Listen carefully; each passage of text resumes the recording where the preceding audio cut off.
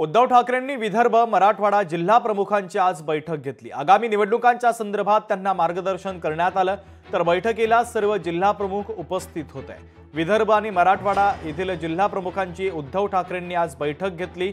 आगामी निवडणुकांच्या संदर्भात स्थानिक स्वराज्य संस्थांच्या संदर्भात ठाकरे यांनी या संपूर्ण जिल्हा प्रमुखांना मार्गदर्शन केलेलं आहे। दरम्यान या बैठकीमध्ये ठाकरेंनी कोणत्या सूचना दिल्यात आणि कोणता कानमंत्र दिला तेही पाहूयात। 14 सप्टेंबरला आक्रमकपणे आंदोलन करा, पंतप्रधानांना सिंदूर पाठवा। निवडणुका कधीही लागू द्या, निवडणुकीच्या तयारीला लागा। स्थानिक पातळीवर आपली किती ताकद आहे हे आधीच ठरवा।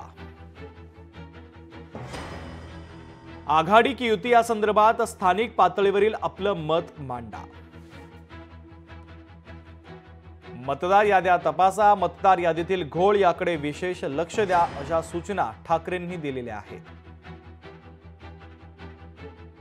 तर गल्लीपासून दिल्लीपर्यंत नेत्यांचे भ्रष्टाचाराचे मुद्दे समोर आणा। ठाकरेंनी आपल्या पदाधिकाऱ्यांना हा कानमंत्र दिलेला आहे।